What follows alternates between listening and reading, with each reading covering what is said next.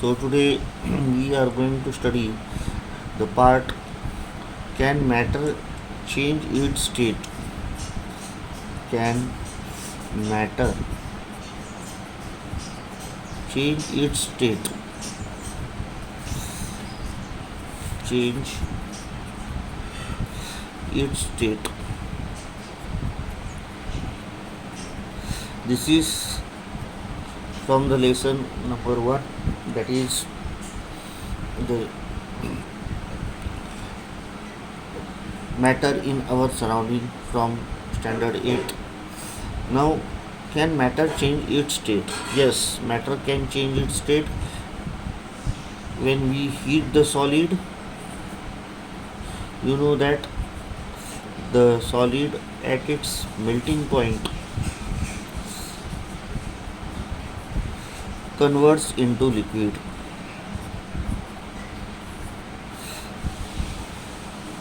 For example, ice at 0 degrees Celsius converts into water.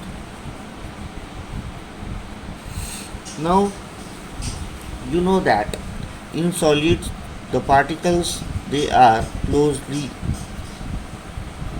arranged. There is strong force of attraction between them. When we heat solid, these particles move away from each other because their kinetic energy increases.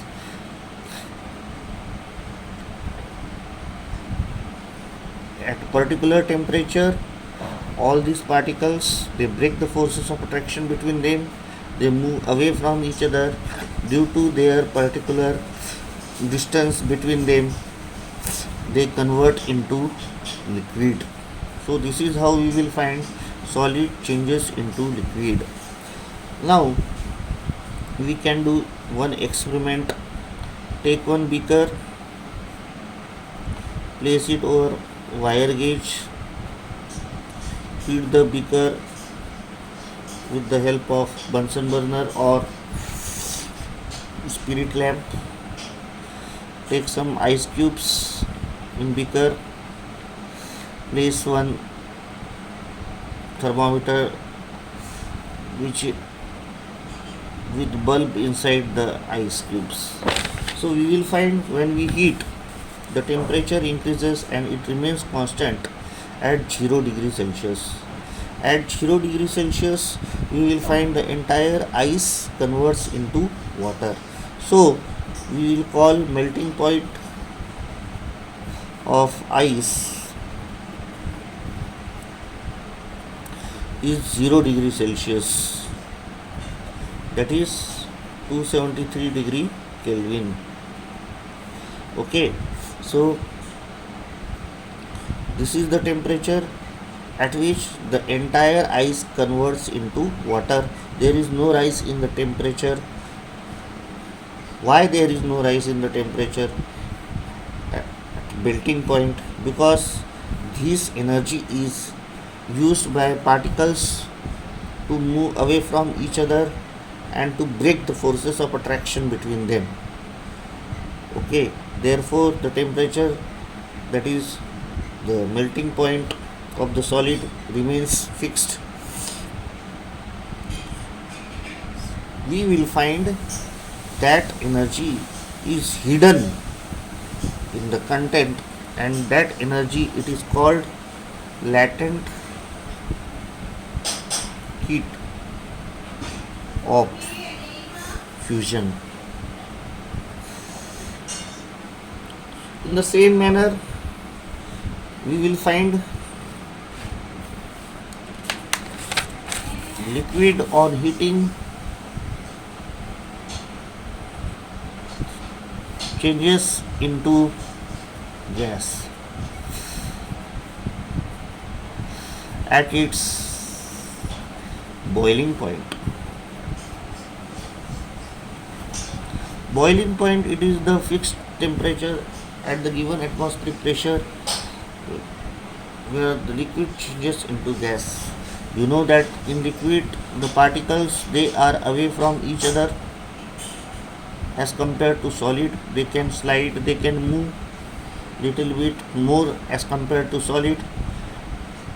When we heat it, we will find it converts into gas, because these particles, they break the forces of attraction between them, they move away from each other, they get arranged as the particles in the solid, they are free to occupy space whatever available to them. For example, water converts into water vapor at 0 degree Celsius, at 100 degree Celsius, that is 373 degree Kelvin. Now, when we heat the water particles, they move away from each other,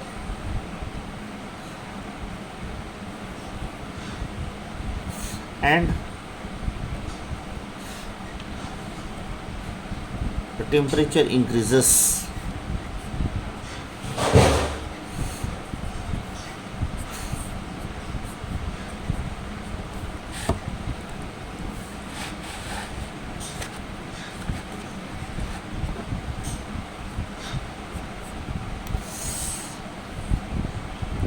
You know that if you keep a thermometer in that, you will observe that 100 degrees Celsius the temperature remains constant, and at this point temperature the entire water converts into water vapor.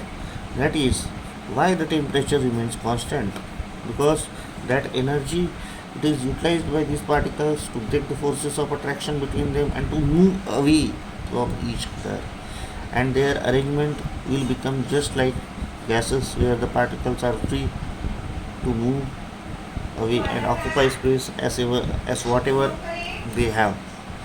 So here is the concept of latent heat of vaporization.